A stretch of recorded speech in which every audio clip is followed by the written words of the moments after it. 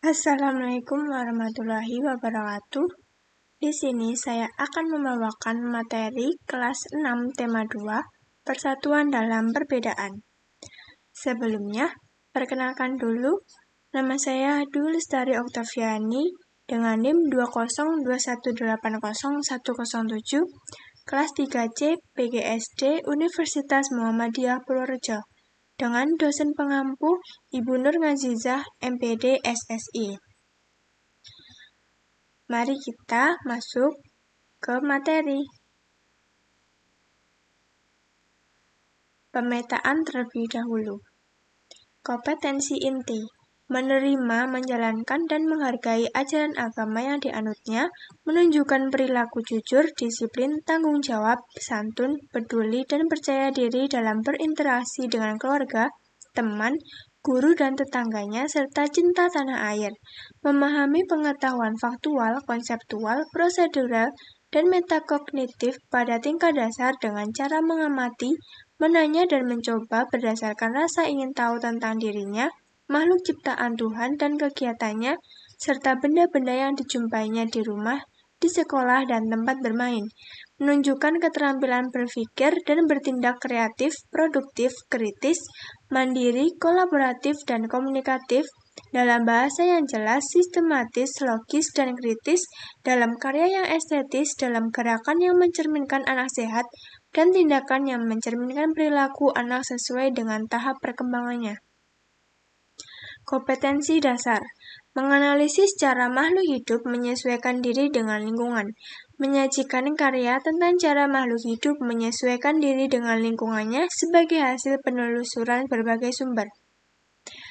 Indikator: menyebutkan ciri-ciri tumbuhan terkait habitatnya, menulis hasil laporan pengamatan terhadap satu jenis tumbuhan terkait habitatnya, menyebutkan cara tumbuhan beradaptasi, membuat laporan tentang cara tumbuhan beradaptasi dan melindungi diri di lingkungannya, mengidentifikasi ciri-ciri hewan berdasarkan habitatnya, mempresentasikan ciri-ciri hewan berdasarkan habitatnya, mengidentifikasi cara hewan menyesuaikan diri dengan lingkungannya, melaporkan cara hewan menyesuaikan diri dengan lingkungannya secara lisan dan tulisan, menyebutkan manfaat tumbuhan dan hewan terkait habitatnya melalui tabel, menulis laporan tentang hasil pengamatannya terkait manfaat tumbuhan dan hewan sesuai habitatnya, menyebutkan cara melestarikan tumbuhan dan hewan, dan membuat poster tentang cara melestarikan tumbuhan dan hewan.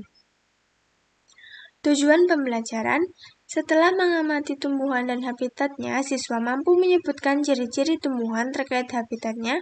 Setelah berdiskusi, siswa mampu menulis laporan hasil pengamatan terhadap ciri-ciri satu jenis tumbuhan terkait habitatnya.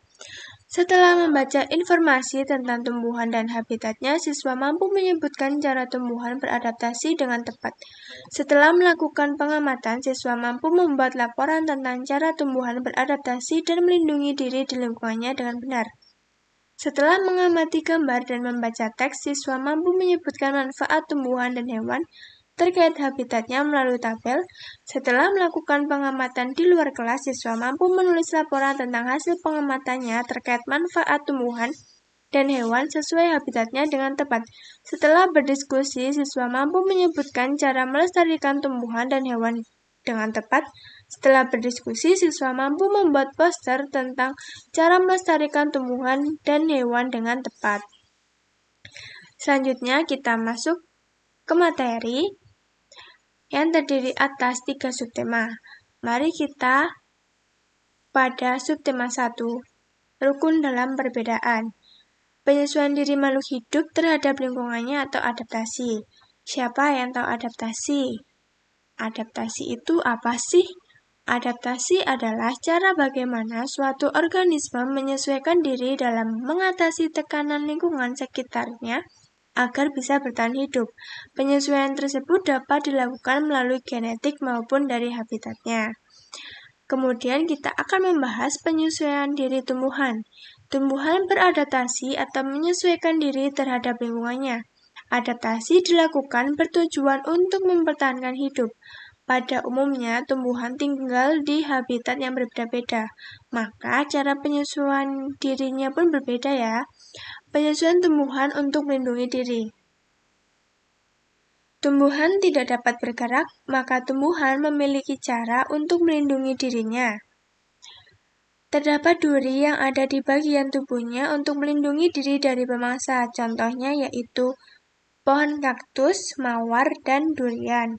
Terdapat racun untuk melindungi diri dari pemangsanya. Contohnya tumbuhan kecubung, pohon jarak, dan pohon karet. Ada pula buah-buahan yang masih mentah juga memproduksi getah untuk melindungi diri dari pemangsanya. Contohnya yaitu buah nangka. Penyesuaian tumbuhan terhadap tempat hidupnya. Yang pertama, tumbuhan air atau hidrofita. Ciri-cirinya mempunyai rongga udara agar bisa mengapung di air. Daun lebar dan stomata banyak untuk mempercepat penguapan. Mempunyai saluran udara untuk mengeluarkan udara dari daun menuju akar. Contoh tumbuhan air yaitu teratai dan eceng gondok. Tumbuhan yang hidup di daerah gurun atau disebut juga xerophyta. Cirinya, bentuk daun seperti duri kecil dengan sedikit stomata untuk mengurangi penguapan. Akar yang panjang dan menyebar luas ke dalam tanah untuk memperlebar daerah penyerapan air. Tubuh dilapisi lilin untuk mencegah penguapan berlebih. Contoh dari tumbuhan yang hidup di daerah gurun yaitu pohon kaktus. Penyesuaian tumbuhan terhadap keadaan lingkungan. Saat lingkungan dalam keadaan kekeringan, banyak tumbuhan yang menggugurkan daunnya. Ini bertujuan untuk mengurangi penguapan.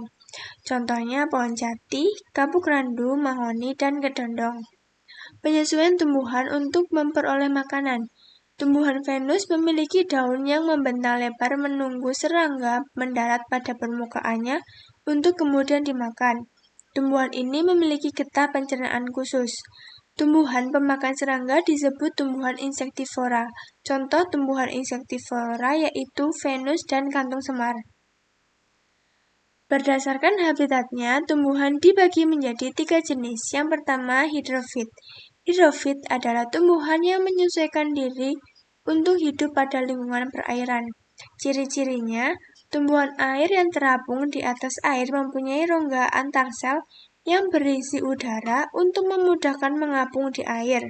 Daunnya lebar dan tangkai daunnya mengembung berisi udara. Contohnya yaitu eceng gondok dan kiambang. Kemudian, tumbuhan air yang terendam di air mempunyai dinding sel yang kuat dan tebal untuk mengurangi osmosis ke dalam air. Contohnya hidrilla. Tumbuhan yang sebagian tubuhnya di atas permukaan air dan akarnya tertanam di dasar air, mempunyai rongga udara dalam batang atau tangkai daun sehingga tidak tenggelam dan daun muncul ke permukaan air. Contohnya yaitu teratai dan kangkung. Tumbuhan yang hidup di daerah pasang surut mempunyai perakaran yang lebat dan kuat sehingga tidak roboh bila terkena ombak. Contohnya adalah tumbuhan bakau. Faktor yang mendorong tanaman hidrofit mengalami adaptasi khusus terhadap habitatnya adalah kelebihan air dan medium kurang menunjang terhadap pertumbuhan tanaman. Tumbuhan hidrofit melakukan beberapa adaptasi khusus yaitu reduksi jaringan pelindung yang beralih fungsi bukan untuk pelindung tetapi untuk penyerapan gas dan nutrien. Reduksi jaringan penguat, air memberi kekuatan dan melindungi tumbuhan dari kerusakan. Reduksi jaringan pengangkut, xilem memperlihatkan produksian yang paling besar dan flum berkembang cukup baik. Reduksi jaringan penyerap, sistem akar kurang berkembang dan bulu akar serta tudung akar tidak ada. Terdapat pengembangan ruang-ruang udara yang terdapat pada daun dan batang hidrofit. Menyediakan atmosfer internal bagi tumbuhan, memberikan pelampung bagi tumbuhan untuk mengapung di air, menyimpan udara, oksigen, dan karbon dioksida. Yang kedua, higrofit. Tumbuhan higrofit adalah tumbuhan yang menyesuaikan diri di lingkungan yang lembab. Tumbuhan higrofit banyak dijumpai pada hutan hujan tropis yang lembab. Contohnya yaitu tumbuhan paku, lumut, daun ungu, dedalu, atau gandarusa. Ciri-ciri tumbuhan higrofit mempunyai daun yang tipis dan lebar. Permukaan daun mempunyai banyak mulut daun atau stomata sehingga dapat mempercepat proses penguapan. Tubuhnya terdiri atas bagian-bagian akar, batang, dan daun. Batangnya pada umumnya tidak tampak karena terdapat di dalam tanah. daunnya yang muda umumnya menggulung. Yang ketiga, xerophyte adalah tumbuhan yang beradaptasi terhadap lingkungan di daerah kering. Contohnya, pohon kaktus, lili gurun, pohon kurma, dan aloe vera atau lidah buaya. Ciri-cirinya, daunnya tebal, sempit, kadang daunnya dapat berupa duri, sisik, atau bahkan tidak memiliki daun.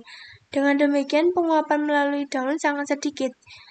Seluruh permukaan tubuhnya, termasuk bagian daun, tertutup oleh lapisan kutikula atau lapisan lilin yang berfungsi untuk mencegah penguapan air yang besar. Batangnya tebal, mempunyai jaringan spons untuk menyimpan air. Akar panjang sehingga memiliki jangkauan yang luas pada daerah penyerapan air.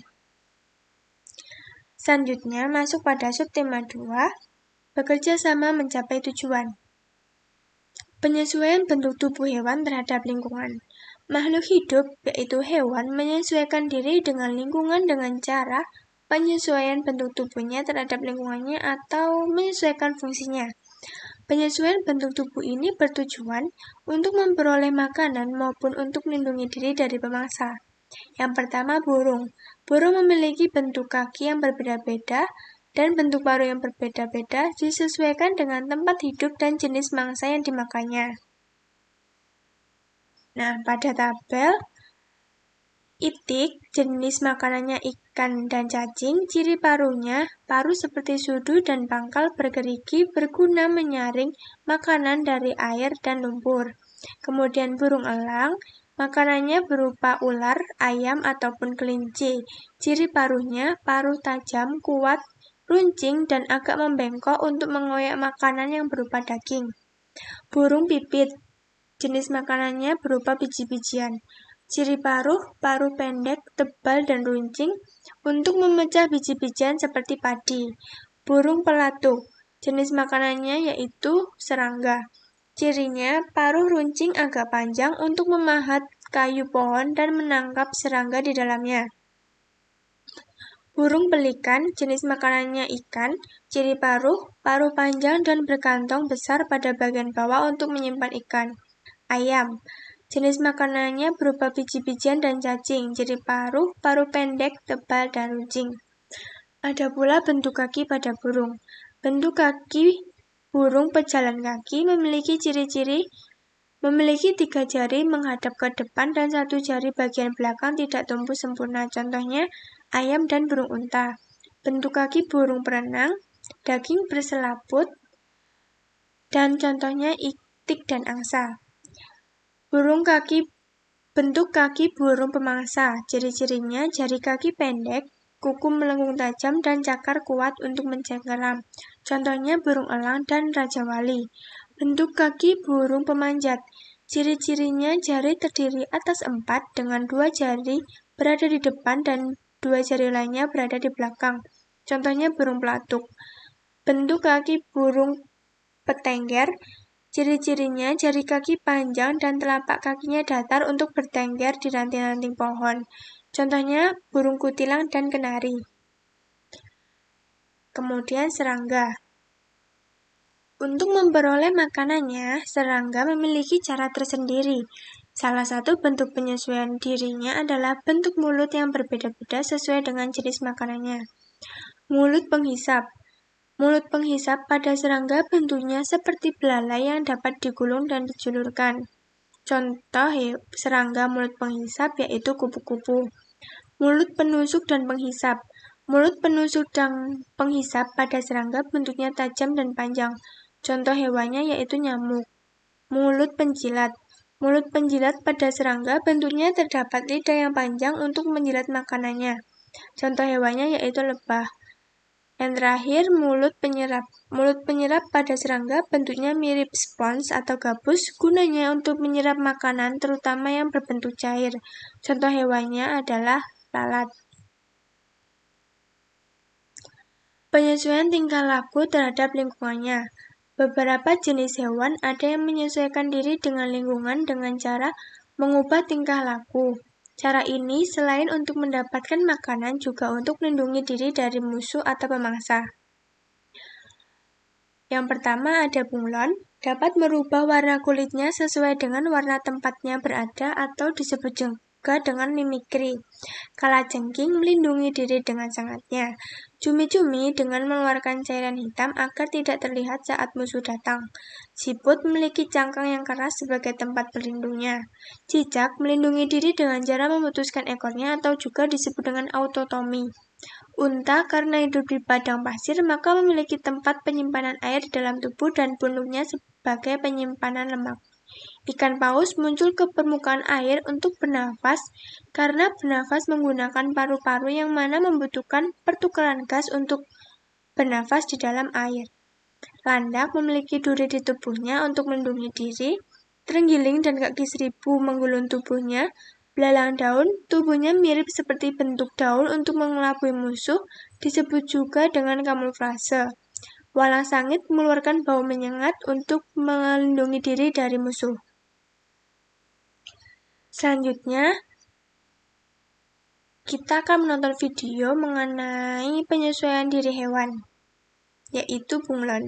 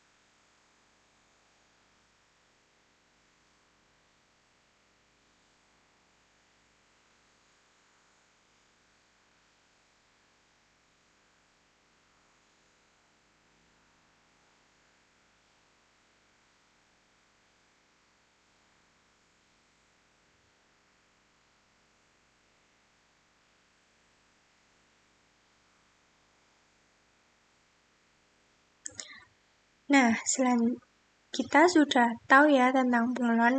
Kenapa bunglon itu dapat merubah warna kulitnya sesuai dengan tempatnya? Karena di dalam kulit bunglon terdapat pigmen-pigmen warna sesuai yang ada di dalam kulitnya. Selanjutnya, masuk pada subtema 3. Bersatu kita teguh. Manfaat hewan dan tumbuhan bagi manusia dan lingkungan. Kita akan membahas terlebih dahulu manfaat tumbuhan bagi manusia. Yang pertama, sebagai bahan makanan. Tumbuhan dapat dimanfaatkan untuk memenuhi kebutuhan manusia. Seluruh bagian tubuh tumbuhan dapat dimanfaatkan sebagai bahan pangan. Contohnya, yang memanfaatkan batang seperti sagu dan tebu. Memanfaatkan daun, bayam, kangkung, melinjo, dan banyak sayur lainnya. Memanfaatkan bunga, ada bunga kol, kubis, dan bunga turi. Memanfaatkan buahnya seperti jeruk, melon, semangka, dan buah lainnya. Memanfaatkan bijinya seperti kacang, jagung, dan kedelai. Yang kedua, sebagai bahan sandang. Tumbuhan dapat dimanfaatkan untuk bahan sandang. Contohnya, Katun terbuat dari kapas dan serat abaka yang berasal dari batang pisang abaka. Selanjutnya, tumbuhan sebagai bahan bangunan. Tumbuhan yang dimanfaatkan sebagai bahan bangunan contohnya pohon jati, mahoni, angsana, sengon, dan lain-lain. Tumbuhan sebagai bahan obat-obatan, contohnya daun sirih sebagai obat gatal, akar alang-alang sebagai obat panas dalam, kulit batang kina sebagai obat malaria, mentimun sebagai penurun darah tinggi, daun kumis kucing sebagai obat batu ginjal, dan daun kelor sebagai obat panas dan demam. Selanjutnya, tumbuhan penghasil minyak atsiri. Minyak atsiri dimanfaatkan untuk industri parfum, kosmetik, makanan, atau minuman. Minyak atsiri dapat digunakan untuk pewangi dan penguat rasa makanan. Contoh tumbuhan penghasil minyak atsiri yaitu kayu putih dan serai. Tumbuhan sebagai bahan pewarna alami. Bahan pewarna alami biasanya digunakan manusia untuk memberi warna pada makanan. Contohnya, warna hijau dari daun suci atau daun pandan, warna kuning dari kunyit, warna jingga dari wortel, warna merah dari cabai, warna ungu atau biru dari bunga telang. Selanjutnya, tumbuhan sebagai bahan baku industri. Contohnya getah karet untuk membuat ban, getah pinus untuk membuat terpentin dalam industri cat, dan kelapa sawit untuk minyak goreng. Tumbuhan sebagai bahan penyedap makanan contohnya lada, palah, cengking, serai, jahe, dan bumbu dapur lainnya. Tumbuhan untuk menjaga kualitas air. Tanaman bakau menjadi penyaring alami dari laut menjadi air tawar. Selanjutnya, kita membahas manfaat hewan bagi manusia sebagai penghasil bahan pangan. Contohnya, yang memanfaatkan dagingnya seperti ayam, sapi, dan kambing, memanfaatkan telurnya seperti ayam dan bebek, dan memanfaatkan susunya seperti sapi dan kambing. Sebagai penghasil bahan sandang, bahan wol dari bulu biri-biri atau bulu domba, sutra dari ulat sutra, kulit hewan untuk membuat jaket seperti kulit sapi atau kulit kerbau. Sebagai bahan obat-obatan, contohnya cacing tanah sebagai obat tifus. Diambil tenaganya, contohnya sapi untuk membantu petani membajak sawah, kuda menarik delman, dan beberapa monyet di suatu daerah di pesisir pantai membantu memetik kelapa. Sebagai bahan kerajinan, contohnya bulu angsa untuk membuat kok, bulu tangkis, cangkang kerang sebagai aksesoris, kulit sapi sebagai wayang kulit, dan kulit ular serta buaya sebagai bahan baku tas dan sepatu. Manfaat hewan penghasil pupuk organik, contohnya kotoran sapi dan kambing dapat digunakan sebagai bahan pembuatan pupuk organik yang baik dan tidak membahayakan bagi lingkungan. Manfaat hewan bagi lingkungan, menjaga keseimbangan lingkungan, menjaga kesuburan tanah, menghasilkan bahan penyubur tanaman berupa pupuk dari kotoran hewan, dan sumber belajar guna menambah ilmu pengetahuan berharga tentang kehidupan. Manfaat tumbuhan bagi lingkungan, penghasil oksigen dan menyerap karbon dioksida, sumber bahan makanan bagi hewan dan manusia, tempat bersarang dan tempat hidup bagi hewan-hewan tertentu, mencegah longsor dan memelihara kemampuan tanah dalam menyerap air. Nah, berikut ada poster tentang bagaimana jika tidak ada tumbuhan hijau. Nah, akibatnya bumi akan terasa panas, sumber air menjadi kering, dan tidak terdapat kehidupan di dunia. Jadi, kita harus senantiasa menjaga sumber daya alam untuk kelangsungan hidup manusia dan makhluk hidup lainnya. Berikut ada upaya pelestarian hewan dan tumbuhan. Adanya peraturan perburuan hewan langka dan penebangan hutan. Pembudidayaan hewan langka dibuat marga satwa dan cagar alam dan membuat hutan lindung. Ada pula tujuan upaya pelestarian hewan dan tumbuhan, menjaga keseimbangan ekosistem, melestarikan keanekaragaman hayati, memenuhi kebutuhan masyarakat, menciptakan lingkungan yang nyaman dan mengurangi pencemaran udara, serta dapat dimanfaatkan sebagai tempat hiburan. Nah, karena kita sudah belajar tentang penyesuaian diri makhluk hidup dan cara menjaga lingkungan, maka kita akan menjawab kuis. Berikut ini kelompok tumbuhan yang melindungi diri dengan duri adalah apa ya jawabannya? Mawar, pinus, kelapa, atau mawar, salak, durian, atau salak, jeruk, dan durian, atau juga cabai, kelapa, dan nanas. Coba. B. Ya, benar. Pintar anak-anak. Selanjutnya, daun jati menggugurkan daunnya untuk beradaptasi untuk. Nah, tadi kita sudah belajar ya. Maka dari itu, tujuannya untuk. Ya, benar. Bentuk kaki seperti pada gambar digunakan untuk. Nah, kira-kira ini bentuk kaki apa ya? Seperti bentuk kaki bebek. Nah, bebek biasanya ngapain? Ya, pintar sekali. Bebek biasanya berenang ya. Kakinya memiliki selaput. Hewan yang melindungi diri dengan cara mengeluarkan bau yang menyengat. A. Kambing, B. Kupu-kupu, C. Siput, D. Walang sangit. Apa ya? Nah, pintar.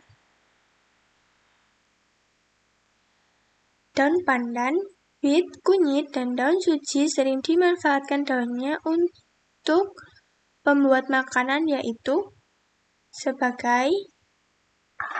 Nah, pintar sekali. Jadi selama pembelajaran kalian memperhatikan kan? Hebat itu namanya. Upaya pelestarian untuk melindungi hewan-hewan yang hampir punah yaitu A. Hutan lindung, B. Cagar alam, C. Kebun binatang, D. Swakta marga satwa. Ya, good job. Berikut daftar pustaka yang saya susun untuk materi kelas 6 tema 2. Dan terakhir,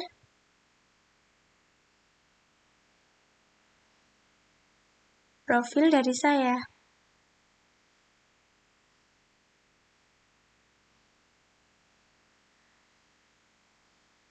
Terima kasih sudah menyimak materi pada kelas 6 tema 2 persatuan dalam perbedaan. Bila ada kekurangan yang disengaja ataupun tidak disengaja, saya mohon maaf. Semoga bermanfaat. Sekian dari saya. Wassalamualaikum warahmatullahi wabarakatuh.